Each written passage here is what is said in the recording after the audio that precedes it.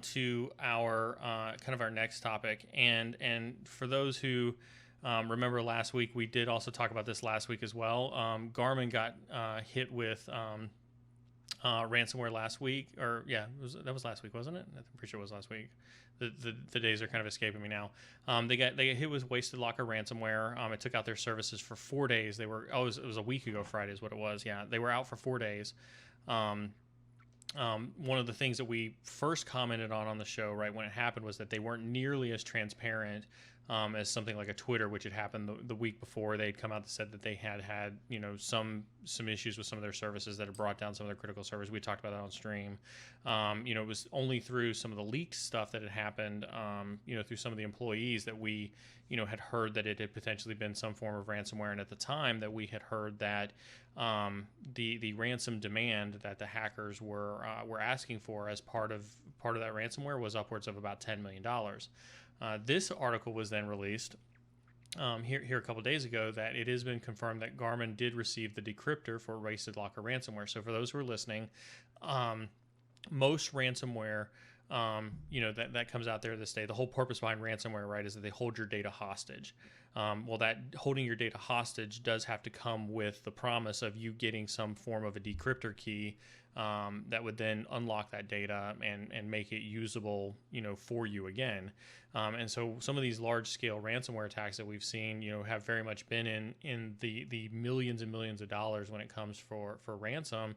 And there's oftentimes a broker that's involved that kind of facilitates, that transaction between a company like Garmin and the ransomware owners. Just to kind of make sure that the decryptor works, everything's, copacetic in terms of like making the transaction from a big company like Garmin to the ransomware payers. And so when we see an article like this, confirm that Garmin received the decryptor for Wasted Locker ransomware, it is inherently assumed in that title, right, that Garmin paid some amount of that $10 million ransom to get their data back. So with all that being said, I kind of want to pop one over to you, Tori, and say, like, under what circumstances do you think companies like Garmin should pay the ransom for any type of ransomware attack like this? Well, they shouldn't have themselves in the situation for it to happen, I guess, to begin with. But again, I mean, that's not a knock on Garmin at all, because it does happen. Um, Again, until there's law around it, it's probably doesn't matter what I think about it. I think here's the thing, and Neil and I have talked about this in the past. I mean, from what I track in my business, e-crime actors are much worse than a nation state actor. So an e-crime actor would be like a ransomware, Wasted Locker, and their activity, especially in recent years, is way greater than nation states, and they're more sophisticated than nation states. So activity this year is like 87% of attacks that I've seen or that I track are e-crime, and only about 17 nation states. And I think there could be a perception that that those numbers are a little bit more equal, or it's governments that are doing this. No, this is for money. This is a business. It's a big business, and it's a business that's growing exponentially. So they love it when there's an event like a COVID, July 4th, taxes, right? It doesn't really matter. COVID happens to be a real big event. Right. We have tracked over 1,000 different COVID related attacks since March, right? Like, so an attack that would have something to do with COVID, whether it was like a phishing email, something COVID that somebody would click on, that's how ransomware could get into the environment. So, I don't like that they would. I think when you pay the ransom, you're saying to the attacker, it's okay, go do it to the next company, because they'll just pay too. But what else are you supposed to do if if you've been hit? Well, so I mean, you bring up an interesting point, right?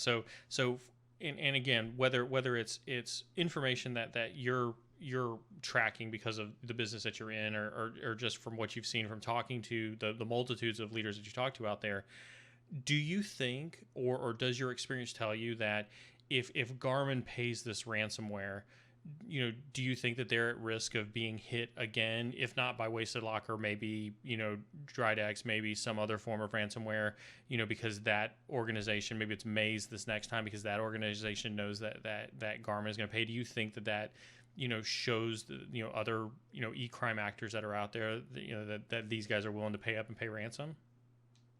Well, I think the e-crime actors know that Garmin, or a company, I won't say Garmin, like any company that's been hit is probably going to bone up on some different security practices, right? So they're probably, I guess you could say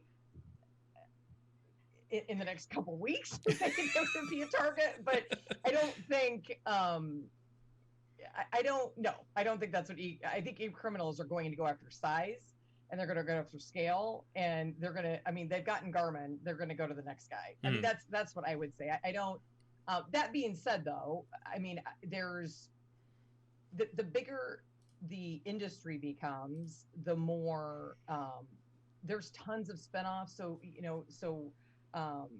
there's a new actor.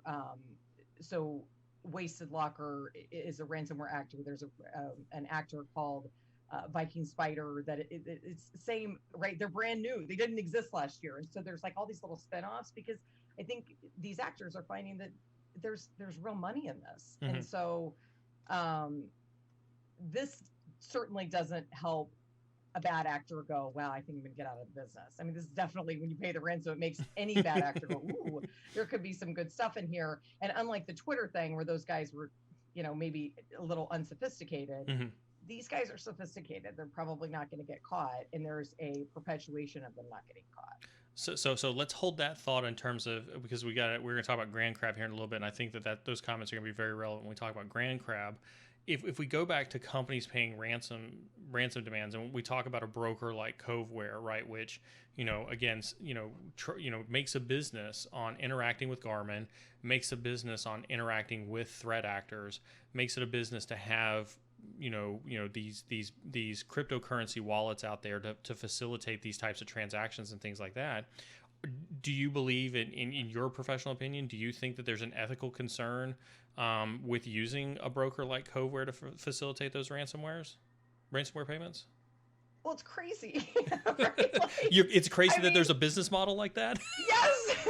I've been in the business so long that I remember laying in bed being like, I bet viruses are going to come to an end and I'm going to have to get a new job, and being very worried about it. That's how long I go back. So that's not going to happen now, at least not before I retire anyway. But so I think it's bizarre, but I also, a business is a business, right? And in this case, this is a true public news story of Garmin did get hit. They did want to be decrypted, and they did have to have a form of doing that.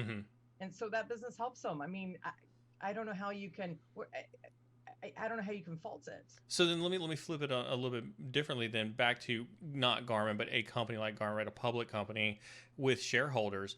Do companies like that, and I'd love folks in chat who are listening too, I'd love to see what the chat says about this as well, right? Is, do companies like this, do they have an ethical obligation to their shareholders that if they choose to pay these ransoms that they have to report it, or they have to somehow denote it? I don't think that that's a mandatory SEC requirement on the 10K. Yeah, I mean, my opinion on that is that they should, but yeah. It all comes out generally anyway, right? Now, like they say, but all media is good media. So, I have actually learned more about what Garmin does than I knew before. So that's probably good. because of their writing a flight plan anytime soon, but I know that I could do that now with Garmin if I wanted to. So that's good. Publicity is publicity. Does it worry you to know that the pilots who are filing their flight plan are using software from a company that got hit with ransomware? Yeah. Of course it does. Yeah. Does it make you feel less safe when you fly? Well, I'm not flying probably ever again, so I guess I won't have to worry about it. But, well, no, probably not going forward, because again, I feel like there is, at least in like, since I've been in cyber, there is a perception of, we still will have companies say, well, we only make blah, blah, blah. Nobody wants that. Or we only do da da da. That's nobody's going after that. It's just not the case. And so I feel like Garmin will be more secure now. They will be. They Hmm. definitely will. They'll take different precautions. They'll do things differently. It's an alarm bell and they're not singled out. Tons of other people have been in the same position.